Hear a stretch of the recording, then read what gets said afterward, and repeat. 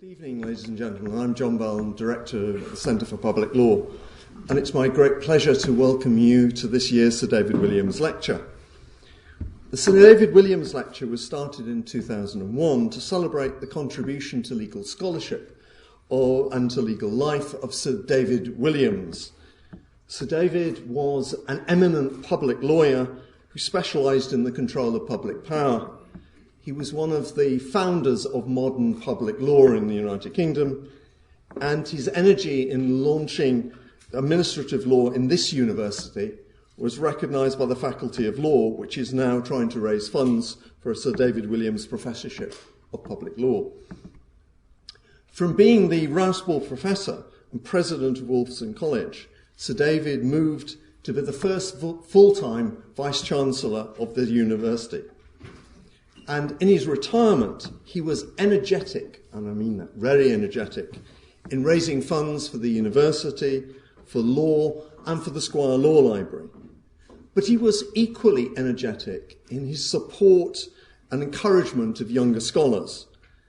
We're very glad today to have with us Lady Sally Williams and members of their family. And we're also very grateful to Mr. Michael Russ and Mr. John Nolan, who through their generosity have sponsored this lecture, but who are unfortunately unable to be with us this evening. Our lecturer tonight is Professor Conor Gearty from the London School of Economics. Conor Gearty is a leading academic, barrister and public intellectual. Conor studied law at University College Dublin and took the LLM at Wolfson College, and then took his PhD in environmental law under the supervision of Sir David Williams. He became a fellow of Emmanuel College before moving to King's College London, and in 2002 he moved to his present institution, the London School of Economics.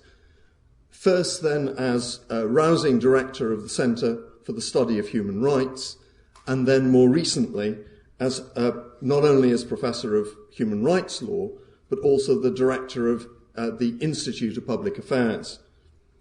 He's a Fellow of the British Academy and has published numerous books and articles, predominantly in the field of human rights.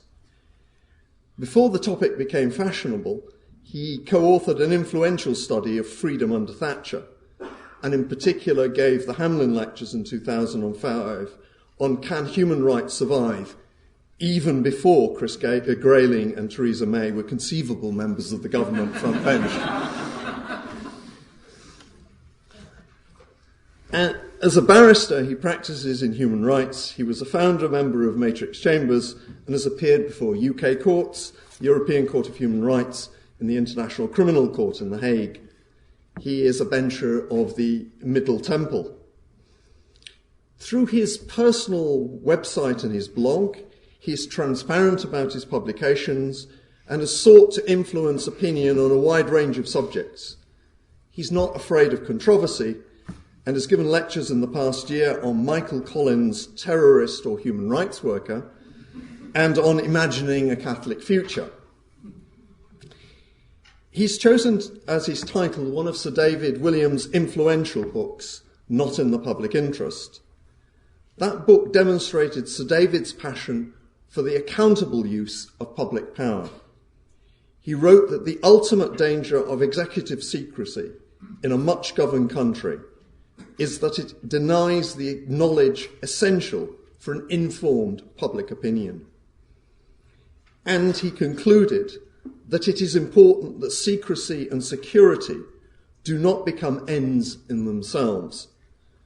Though conditions have changed since 1965, Sir David's values remain inspirational, and we will hear from our speaker how those values, among others, apply in today's context. So it's with great pleasure that I invite Professor Conor Gearty to give his Sir David Williams lecture on Not in the Public Interest.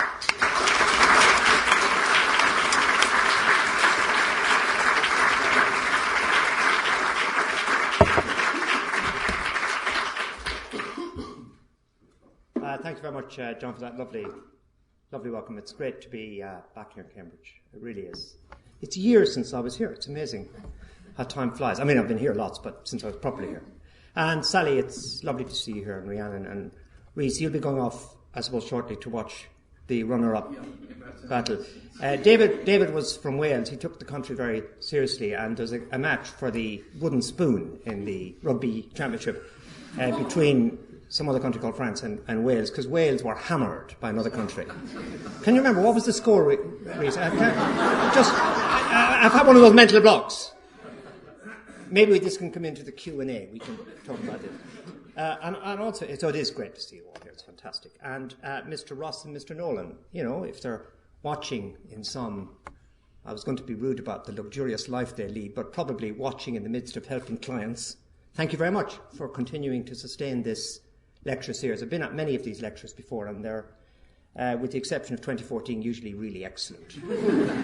There is also a quirk to this year, which I think is rather humorous. I am the warm-up act for Mr. Justice John Laws. I came in looking forward, and I'll admit to a degree of vanity, to seeing my own picture with directions as to where to go. And I found a much larger, and if I may say so, marginally more attractive picture of Lord Justice John Laws. And it looked briefly as though he was going to be over there. And there would be a sort of, I don't know what, television programme, popularity contest. But he starts at 6:40 in another room. And I'm glad we started 5 minutes late and that John took an unwarrantably, but for me, delightfully long time to explain all my credentials, because we're already at 5:45. And if we extend the Q&A and bring into account the drinks, I have the idea that John will be talking and we'll be outside enjoying ourselves. So here we go. It'll take, I should think, about 40 minutes or so. And I think we start with David Williams, actually. I think I might be the first student of his to do this, so I think I need to do this, because I first met him in the autumn of 1980. I was a refugee from legal practice in the Midlands of Ireland, hoping to extend my studies as a way of avoiding the legal practice to which I had dangerously exposed myself by qualifying as a solicitor. David was the new president of a newish college, a place without a high table or any of those superior attitudes which I had assumed would be rife and to which I had so carefully prepared myself to be hostile. Dinner in hall was Tuesdays and Thursdays, no high table, junior members mucking in with senior, a joyous, democratic noise presided over by a man to whom, as it turned out, I was to owe my career.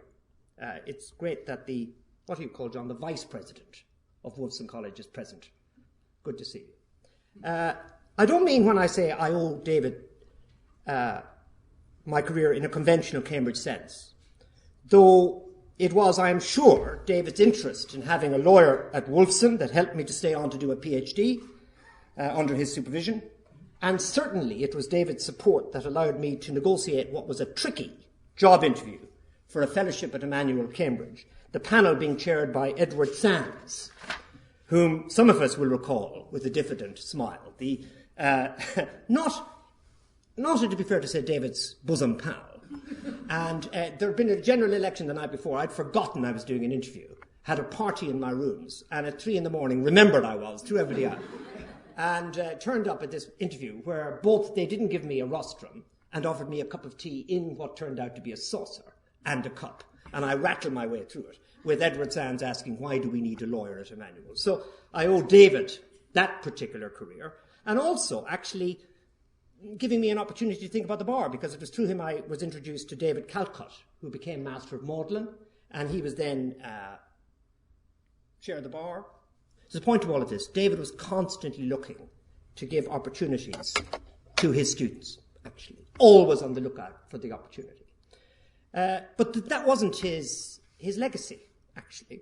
Important though it all was, what I learned from this first significant influence in my professional life was an attitude.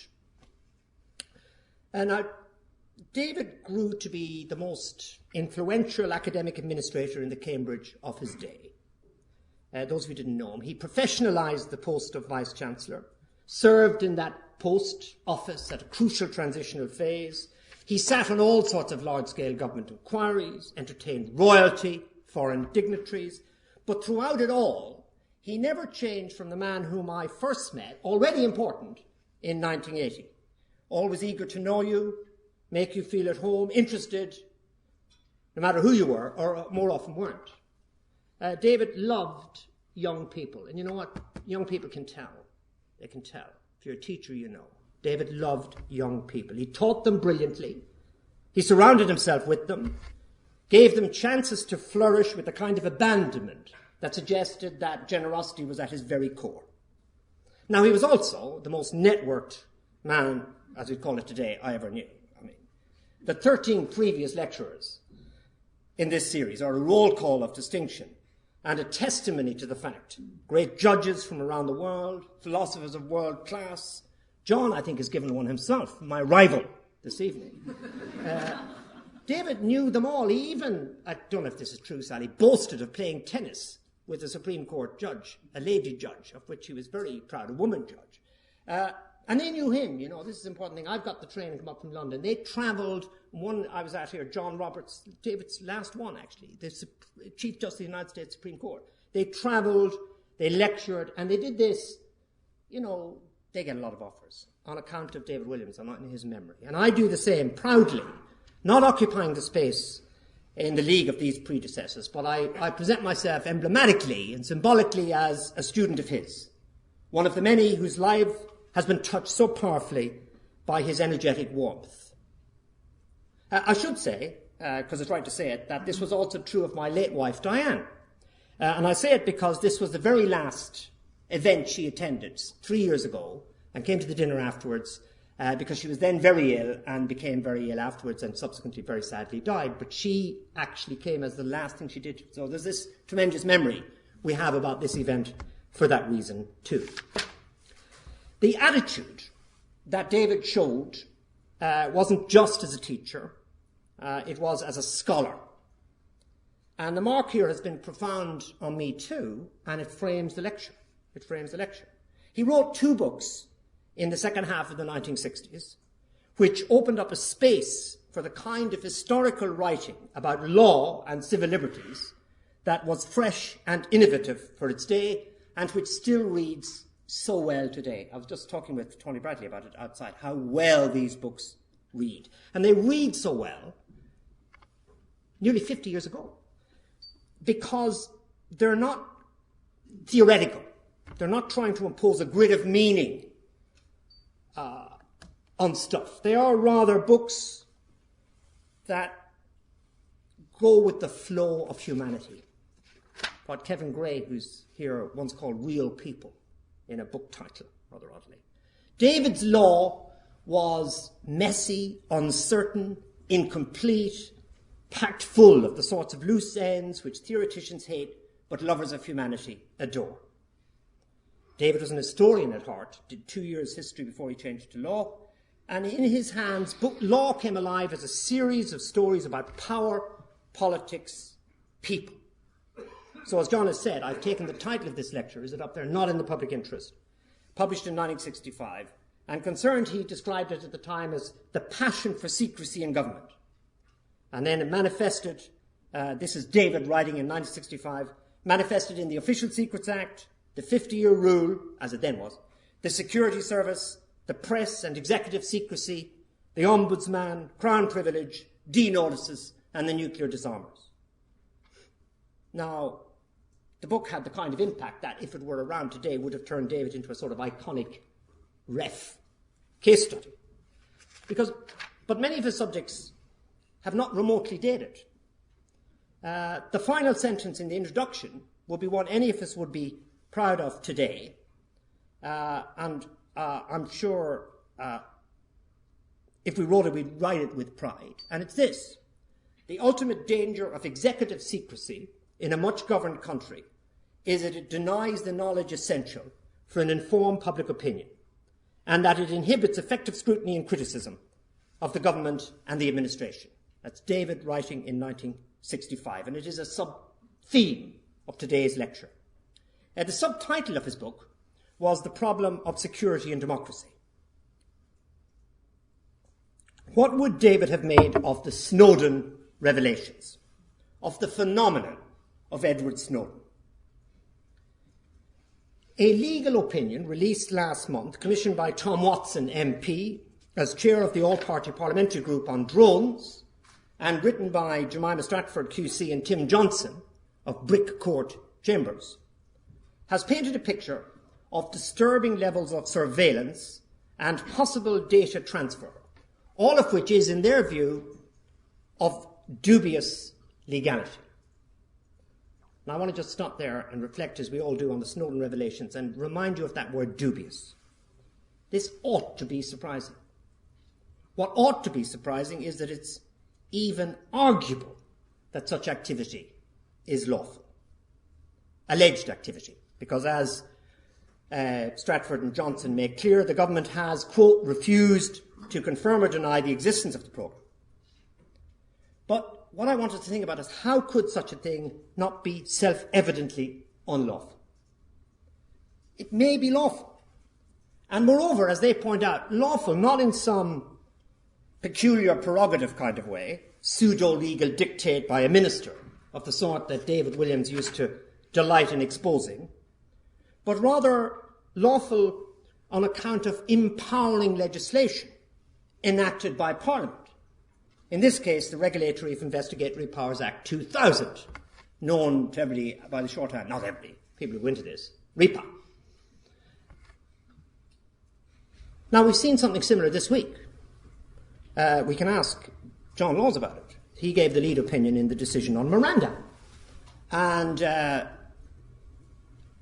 there we find that the detention of David Miranda for the maximum of 9 hours at Heathrow Airport was in fact lawful under the Terrorism Acts. Under the Terrorism Acts, in particular Schedule 7 of the Terrorism Act 2000. We need to be careful before we immediately assume that's a bad decision, because that's the law. And again, I want to return to this point of legal legitimacy a bit later on. And then, what would David have made of a little notice case decided at the end of December 2012 by Lord Justice Moses and Mr. Justice Simon, both excellent judges, sitting in the Administrative Court? The case is called R on the application of Noor Khan versus the Secretary of State for the Foreign and Commonwealth Affairs. The claimant, Noor Khan, asserts that employees in GCHQ were and are providing intelligence to the US for use in drone strikes in, among other places, Pakistan. And that as such, they are at significant risk of being accomplices to murder and are, quote, conduct ancillary to crimes against humanity or war crimes. The facts, as alleged, I put as alleged, these things are not conceded, there are no factual findings in these cases, were rather nevertheless poignant. On the 17th of March 2011, the claimant's father, Malik Daoud Khan, was presiding over an outdoor meeting of the local Yurga to settle with other elders a commercial dispute. A missile was fired from a drone, and the claimant's father was killed with 49 others who were attending the Yurga. Now, it was surely inevitable, and from a legal point of view, right, that the judges should have declined to be drawn into any discussion of the legality of the actions of a foreign power. Specifically here, of course, importantly, a friendly one, the United States of America. The judges found it, quote, hard to see the point of any declaration which merely says that those who pass on intelligence may be at risk of breaking the law if their activities and their state of mind fall within the scope of the relevant sections of the Serious Crimes Act 2007. What's the point of such a declaration? And so here it's not possible to produce, they say, a meaningful declaration which identifies the necessary mens rea without reference to specific facts. I gave a lecture at the guys who do the intelligence work, and I mentioned in passing this, and there was quite a lot of anxiety in the room, actually, about drone attacks. It's quite interesting. There was definitely a concern by these people, this kind of number, people who sit at desks and look at stuff. I didn't mean that humorously. It's kind of... Now, as with Snowden, the court's not dealing here with any kind of residual prerogative power. As with Snowden, as with Miranda, they're saying there's a committee in Parliament that looks at these things. There's a special court, the Investigatory Powers Tribunal. There's the Special Intelligence Service and Interception Commissioners, all established by statute, available. And therefore the judges say there is no basis on which this court, this is a quote, no basis on which this court could or should conclude that a declaration would fill a void and impose the rule of law on a lawless territory. There is no lawless territory. We have all these commissioners. We have this tribunal. And as for the Americans, Lord Justice Moses says this: the claimant cannot demonstrate that his application will avoid, during the course of the hearing and in the judgment, giving a clear impression that it is the United States' conduct in North Waziristan which is also on trial. And then the key thing, which could be put as the kind of subheading of my lecture, this is Alan Moses, to go down this route would be, quote, damaging to the public interest without any countervailing justification or advantage. In short, there is no need or reason, Alan Moses' exact words, to go there. It's not exactly a refutation of the argument. We're not going there. We're not going anywhere either as a result of the Gibson report, are we? There's a haunting resemblance to Gibson, finally published in the days before Christmas last year after a delay of some 18 months. The chair, Sir Peter Gibson, and his team found evidence of British involvement in rendition and of awareness of ill treatment of detainees by, quote, liaison partner from other countries. Not us, the other guys. We're helping the other guys. We know who the other guys are, just like we were in the drone case, or not. Gibson concluded there were many questions left open about the training of key frontline staff and about how the government and the agencies went about providing information to Parliament. This is torture we're talking about, and actually working with liaison partners engaged in torture. The report was explicitly interim, but it set out 27 questions in the annex that needed urgently to be addressed. But this won't be done now by an independent judge-led inquiry, which had been promised and which had led to the Gibson inquiry. The government said, publishing the report, that this would now be handed to, yes, a parliamentary oversight body, the Intelligence and Security Committee. The Intelligence and Security Committee. Dame Janet Paraskeva, who sat alongside Sir Peter, has reportedly expressed deep disappointment at the transfer of responsibility to a body that has only on one occasion ever met in public. How right is she in her remark that she remains hopeful that the detainees will get their chance to have their say? Well, I evoke a contemporary of mine at Wolfson College, an excellent Conservative MP, Andrew Tyree, Wolfson man, who said, quote, it is deeply shocking that Britain facilitated kidnap and torture. All these examples, the latter ones, Miranda, Snowden, the drones, Gibson, they're not about direct engagement with deeply disturbing behaviour. That's what's interesting. That's what Andrew Tyree grasped. They're about facilitating it. And that's quite an important change that I want to talk about. Because as compared with the past,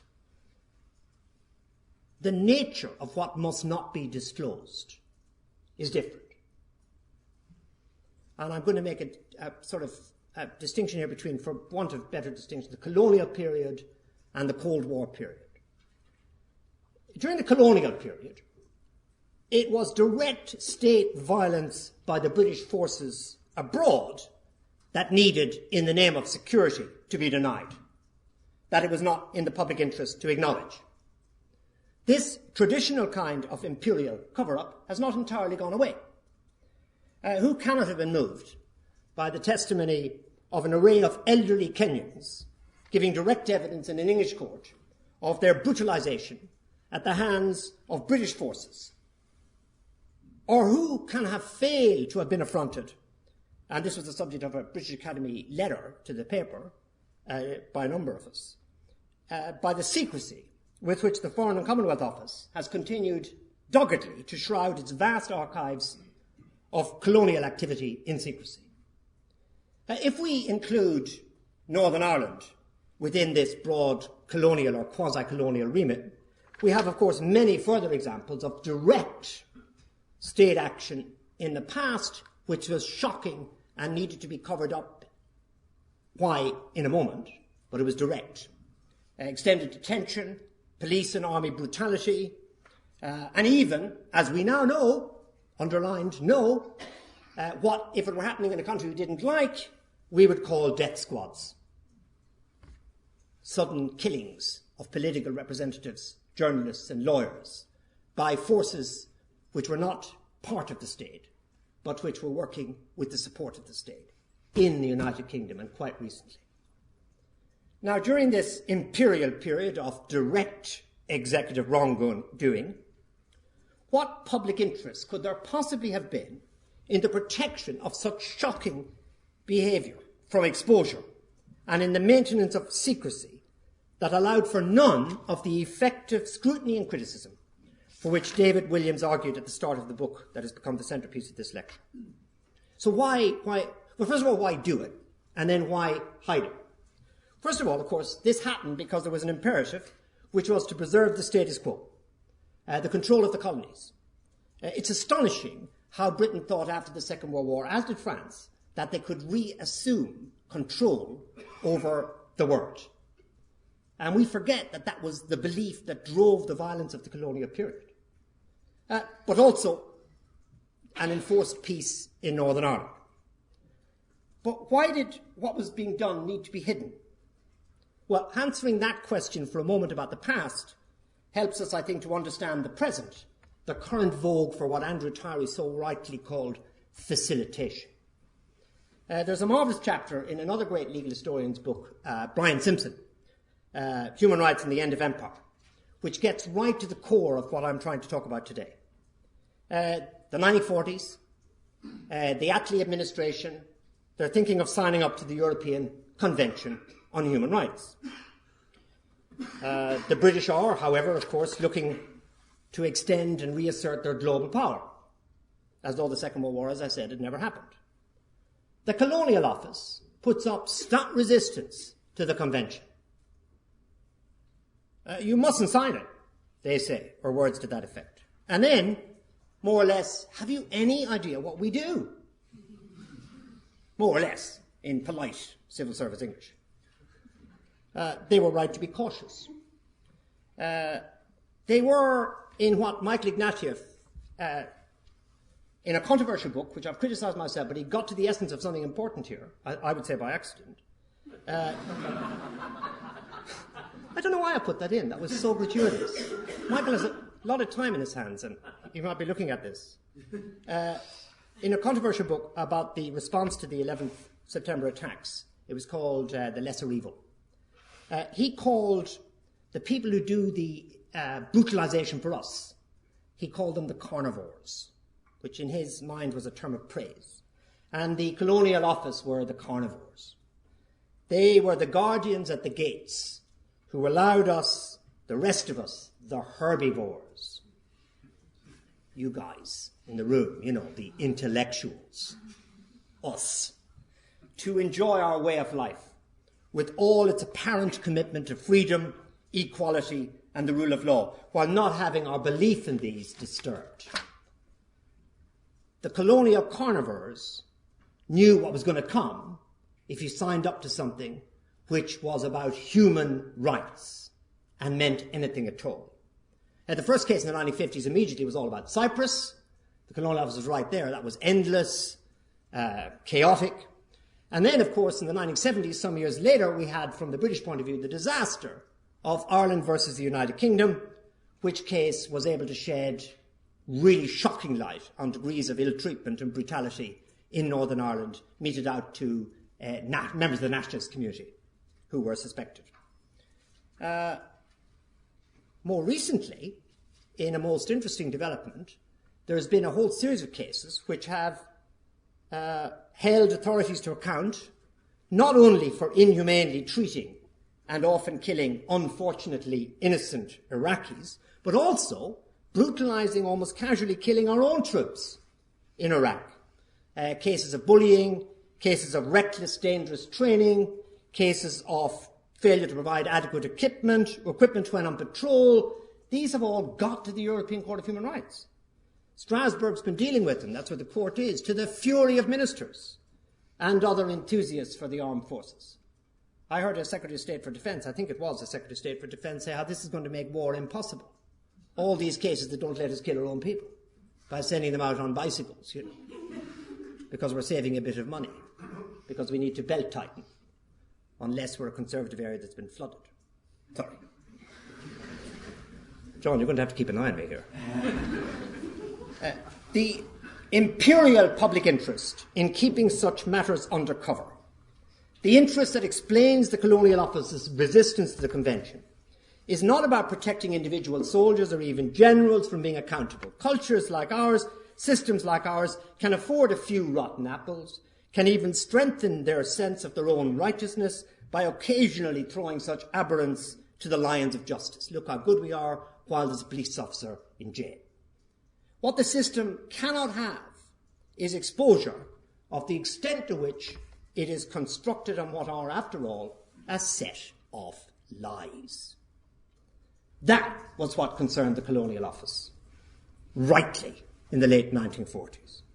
It is all very well for the country to believe itself special, a place where justice reigns and civil liberties and the rule of law are the norm, where fairness and respect for the individual are in the lifeblood of the nation. These are important things to believe. They might have been essential even in order to have got through the terrible war that had just ended. But the past, and it was then hoped, future prosperity of the nation, were built on a level of exploitation of the foreigner that was too terrible to be acknowledged. That's the past. How does this fit with the present? The universality of human rights and the turn to law that this shift seems to signify were dangerous because they were potentially so destabilizing to this nation's sense of self. Security demanded secrecy because too much truth could not be countenanced. That is a strong public interest. That is a strong public interest in secrecy. Protect us from knowing what's happening that makes our lives possible. Now, today, direct action on the imperial law model is more or less over. We're not fighting any wars next year, according to The Guardian, for the first time in 100 years. Although they kind of cheat by including some low-level violence. But nevertheless, it's still rather dramatic. In truth, the Cold War, which overlapped with this colonial and pseudo-colonial period, was always about facilitation. So I said there were two, the colonial and the Cold War model. The colonial model is direct action, and the Cold War model has always been facilitation. Britain's always been number two. For a little period in the 50s, it thought it mightn't be, but then it was put back in its place by Eisenhower, and it's always been number two, facilitating, pleasing the Americans.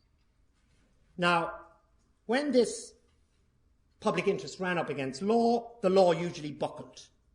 Not going there, in Alan Moses's characteristically attractive and frank phrase. Now, of course, not going there during the Cold War came with a cost. The rule of law appeared frayed at the edges, not as complete as theory required, and as its enthusiasts so loudly proclaimed, not so majestically impartial as Dicey had said, and as university tutorials, some given by me, sought constantly to ram home. But that was okay as long as these departures from the mainstream could be presented simply as that, departures from the mainstream, one-offs, curiosities, oddities. The mainstream is freedom, the rule of law, liberty, and there are these margins. But they're only margins.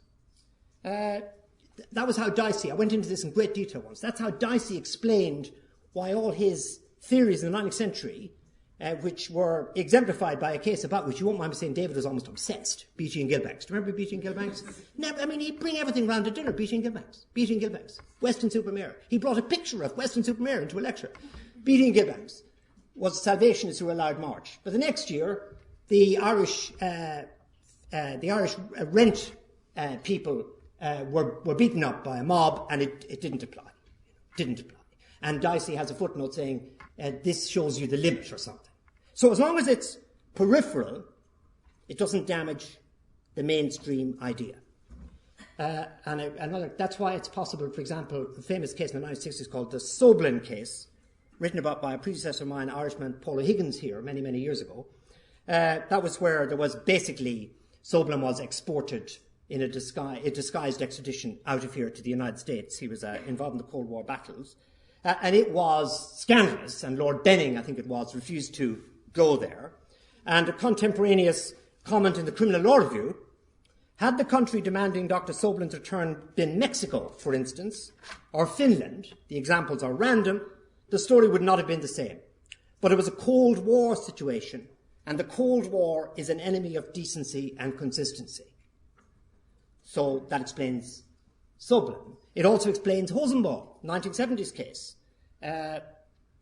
American thrown out, deportation for the public good, in the interest of national security. Lord Benning, no reasons need to be given. These are margins. Well, David Williams was very good at looking at this margin, that margin, this margin, that margin, and saying, wow, there's a lot of margins. Where's the centre? And bringing the margins together and telling a new story. Building a new truth where the margins are central, not peripheral. So, what truth do we have today? When the rule of law and the protection of human rights have never been stronger, and yet despite this, the tentacles of the security state have become ever longer, more pervasive, and the desire to facilitate the Americans is as pressing as it ever was when safety from Soviet attack was the central policy goal. It was war, hot, cold or colonial, which held law largely at bay where foreigners and enemies were concerned. But we don't have a credible war basis to resist the movement of law and human rights today. And in fairness to the British government, successive governments have never made stupid assumptions about the so-called war on terror. We haven't used that here as a kind of alibi, the way the American government under Bush did. So law and human rights have been able to make progress, but at a price. How can it even be arguable that what Snowden has revealed can have been lawful? We live in a world of human rights and legality. How can Miranda have been detained for 9 hours under terrorism laws? Where could the legal edifice come from that allows the Court of Appeal to dodge the drones issue, our facilitating the killing of large numbers of people, by pointing to statutory safeguards and even a special tribunal? How could law and human rights have ended up in such a place? The last bit of the lecture is telling you how I think it's happened. There's not much to go. I know some of you need a pointer, and John Laws is probably outside getting a bit. What the hell's going on? The process started even before the end of the Cold War, and as far away from Smiley's people as you could imagine, in a courtroom in Newington Causeway. There was an antique dealer on trial. We get a lot of kicks out of this when we teach it, the Malone case. He was charged and later acquitted of dishonest handling of stolen goods. He's being tried. Police officer gives evidence, looks down at his notes and says, and then he said this, and then he said that, and they all look up and say, how do you know that? He says, I was listening to his phone. Whoops! Shouldn't have said that. And it turns out that the government, since one of these Lord Chancellors, has been authorising intercepts after dinner. Shades of Entwick and Carrington, for those of you who need legal references in this lecture. Vice-Chancellor McGarry, Sir Robert McGarry, a very distinguished lawyer, wrote a judgment which is far too long, which exonerated the authorities and perplexed generations of students and those who teach them, saying it was all right because the government can do it at once. But Strasbourg came to the rescue in the mid-80s, in this case called Malone in the United Kingdom, saying, look, I'm sorry, human rights means law. Doesn't mean you have to have guaranteed privacy, Mr. Malone, but there needs to be a law that regulates when we can listen in. And in those days, with the Mrs. Thatcher, an absolute epitome of good manners when it came to Europe, talked a little bit at home, but this thing was uncontroversially implemented in English law called the Interception of Communication Act 1985. One of the most important because hegemonic shifting, to misuse Gramsci, piece of laws we've got, because that's where the model was put in place. Whereas before you could snoop under the vague royal prerogative, now you could snoop because the law allowed you snoop, and the law was parliamentary law. It's all there. Ex-judges are dragged in to oversee things, a complaint system is set up, and it worked. Strasbourg went away. They didn't go away if you could show there was no law, but if you could show there was a law, Strasbourg went away. There was a poor woman, Manchester, Merseyside Police, whose phone was being listened to, and she couldn't prove it was being listened to, and the law was in place, so she lost where Malone had won. So law wasn't the catastrophe the secret state thought it might be. Catching the mood of the times, and with admirable foresight, the security service, MI5, went down the same route just months before the fall of the Berlin Wall. The intelligence service followed suit in 1994. Gone from the shadows, they were, as Ian Lee and Lawrence Lustgarten said in a book they wrote at the time, in from the cold. This is what the preamble to the 1994 law said.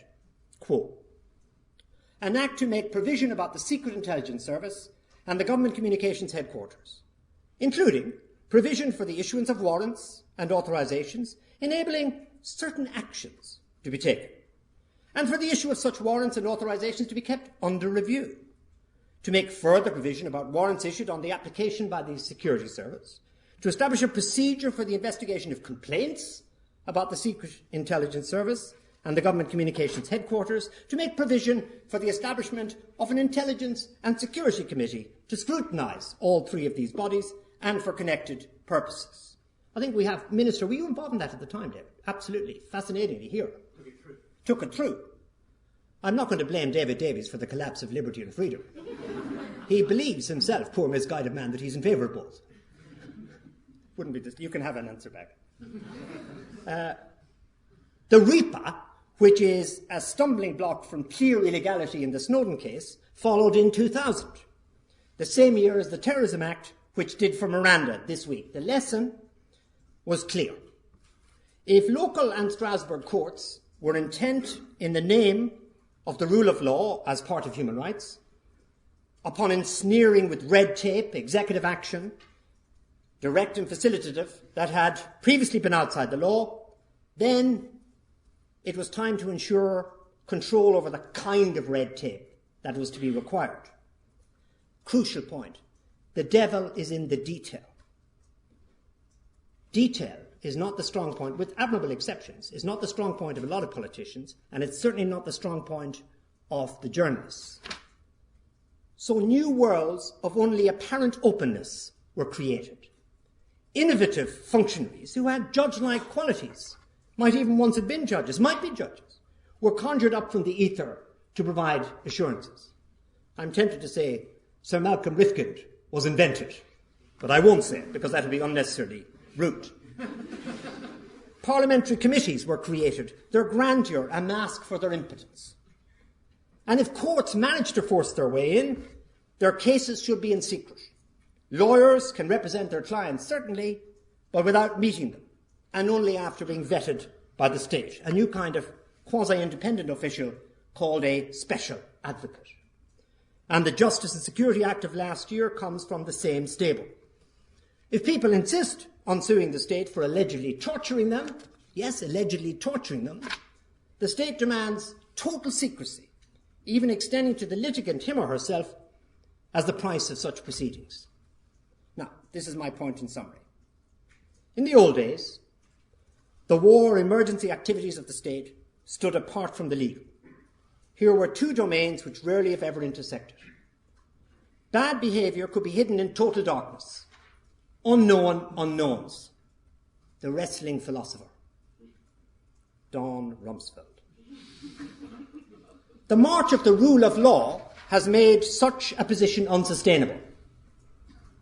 But in the process of reaching into this domain, law now finds itself irretrievably changed, drained of critical energy, fatally diluted in the safeguards it can offer those affected by the exercise of state power. In place of unknown unknowns, we now have known unknowns. The advocates who can't speak to their clients, the courts that won't let you in, the parliamentary committees that sit in private, the former judges that sign off reports which are more redacted than informative. Very last section of the talk. Why have we allowed this to happen? There are no colonies to protect, and not even Northern Ireland to prevent from declining into civil war. Why have we, who are we? That's what I want to end on. Because I think it's too easy for us all to agree, oh, it's the government. It's all of us. I'm nearly say we, but the British, I should say we for the purpose of this talk, but the British like their past. The British are proud of it. They see in the Second World War their finest hour, think of themselves as decent colonialists, and nowadays feel good as purveyors of human rights abroad. They feel good as a vital link in the global war on terror. Brainy facilitators of those who have the muscle we no longer have. On the whole, the British people, it seems to me, don't seem to mind having all those ships and aircraft and American nuclear weapons and soldiers and so on that make up the armed forces. They remind the British and us that for all that has changed, all the BRIC countries and the money from other people and so on, we still punch above our weight. All true, but not the whole reason for this drift of language into ethical abeyance. I think this vision of Britain, I think it's one of the reasons it's happened, but we've drifted into ethical abeyance, I'll put it strongly as that, for another reason too, my final point. Democratization in this country was always only roughly achieved. There has been war throughout the entire democratic period. And, of course, there's never been a revolution. So we haven't got a starting point. Now, war has tamed the democratic instinct in this country.